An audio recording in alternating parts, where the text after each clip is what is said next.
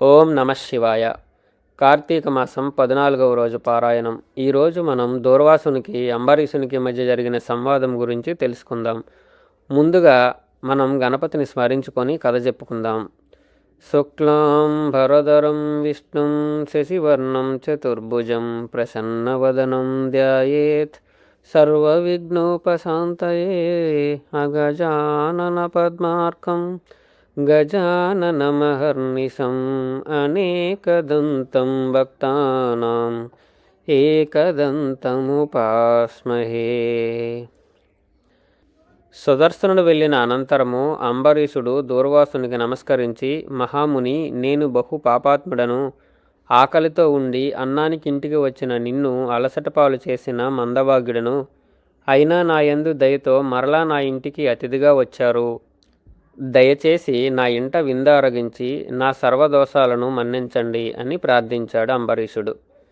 దూర్వాసుడు అంబరీషుడిని తన బాహువులతో లేవనెత్తి, రాజా, ప్రాణదాతను తండ్రి అంటారు. ఇప్పుడు నువ్వు నా ప్రాణాలను కాపాడటం వలన నాకు పితృస్థానీయుడు అయ్యావు. నిజానికి నేనే నీకు నమస్కరించాలి, కానీ బ్రాహ్మణుడను, తాపసిని, నీకన్నా వయోవృద్ధుడిని అయిన కారణంగా నా నమస్కారం నీకు కీడు కలిగిస్తుందే కానీ మేలు చెయ్యదు. అందువల్ల నీకు నమస్కరించటం లేదని ఏమీ అనుకోవద్దు.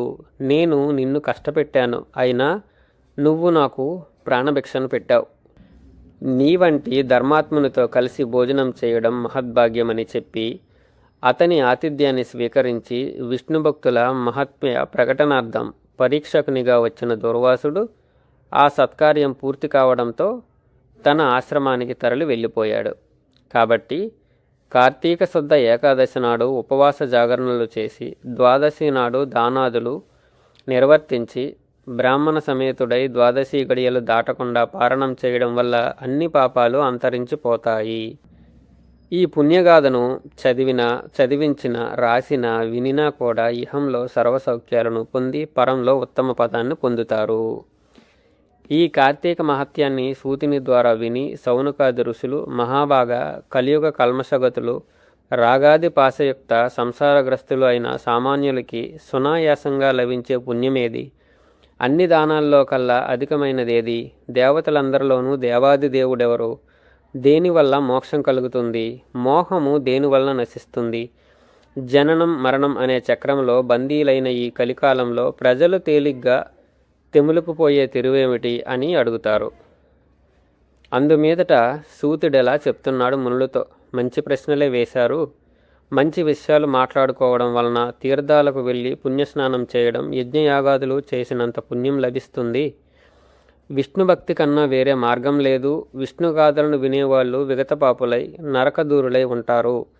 సూర్యుడు తులారాశి యందుండే నెల రోజులు కూడా విడవకుండా కార్తీక వ్రతం ఆచరించే వాళ్ళు జీవన్ముక్తులవుతారు. కార్తీక వ్రతం చేయని వాళ్ళు కుల, మత, వయో, లింగభేదరహితంగా అందతామిత్రము అనే నరకాన్ని పొందుతారు.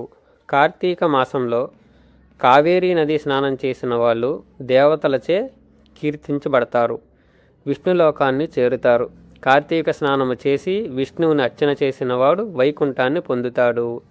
సూర్యుడు తులారాశిలో ఉండగా కార్తీక స్నాన, దాన, జప, పూజాదులు చేసేవాళ్ళు సర్వదుఃఖ విముక్తులై మోక్షమును పొందుతారు.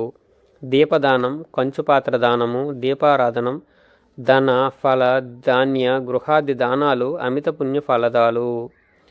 కార్తీకం 30 రోజులు కార్తీక మహత్యాన్ని వినినా, పారాయణ చేసినా కూడా సకల పాపాలు నశించిపోతాయి, సంపత్తులు సంభవిస్తాయి, పుణ్యాత్ములవుతారు. ఇన్ని మాటలెందుకు? విష్ణుప్రియమైన కార్తీక వ్రతాచరణం వలన ఇహపర సుఖాలు రెండూ కూడా కలుగుతాయి. ఈ విధంగా ఈ కార్తీక మాస వ్రతాన్ని మనం కూడా ఆచరించి కొంచెం పుణ్యం సంపాదించుకుందాం. సర్వే జనా సుఖినో భవంతు.